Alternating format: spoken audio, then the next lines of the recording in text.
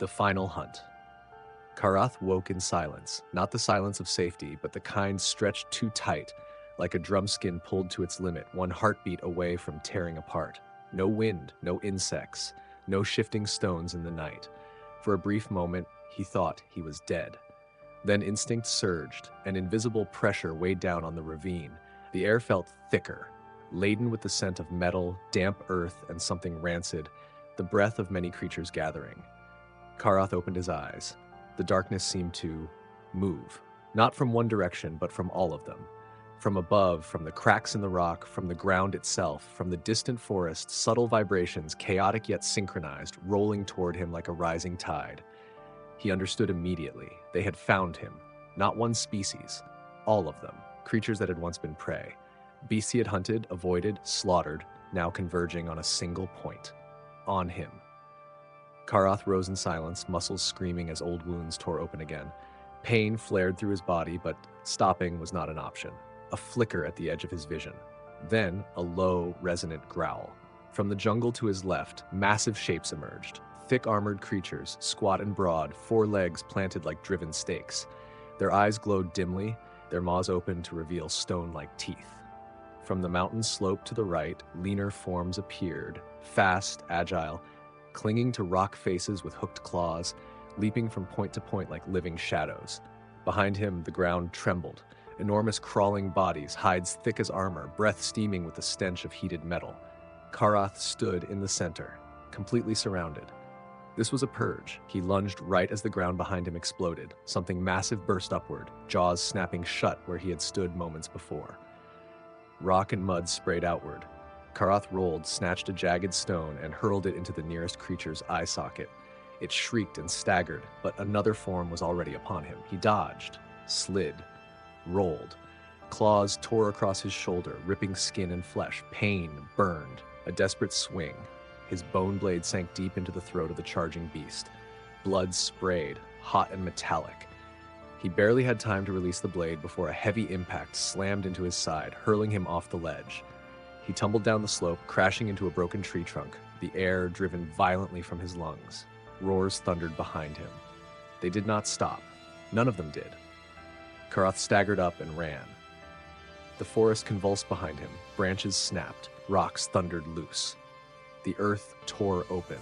He hurled a smoke charge to the ground. Black vapor billowed thickly. But this time it only bought him a few heartbeats. The creatures did not fear it. They plunged straight through the smoke without hesitation.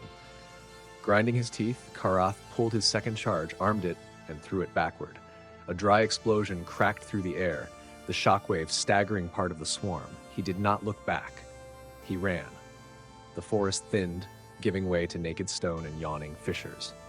Toward the ship, 36 miles, a creature dove from above, claws sinking into his shoulder, wrenching him sideways. Karath roared, twisted, and used its momentum to smash it into the cliff wall. Bones shattered, but another instantly took its place. He could smell his own blood now, thick and coppery. His foot slipped on wet ground. He nearly fell. He threw his final smoke charge.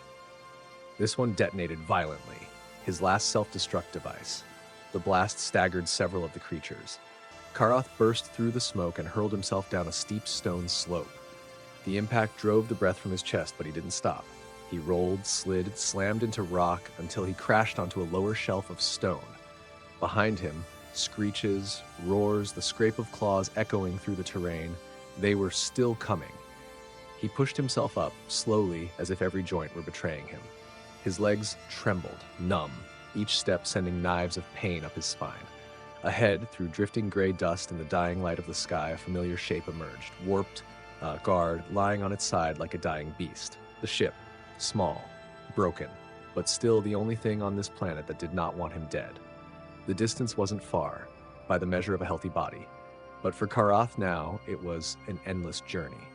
Every step forced him to stop, to press against stone, to hold his breath and listen. The ground trembled constantly, not randomly, but with purpose, as if the entire biosphere had synchronized, hunting a single target. He couldn't run straight. He had to weave through narrow crevices, crawl through corrosive mud, slip between massive roots that twitched like living things. At times, he lay motionless for minutes, body pressed to cold sludge as colossal forms passed overhead. their stench brushing his skin. Other times he detoured, choosing longer paths just to avoid territories already claimed by the beasts. Time stretched into something shapeless.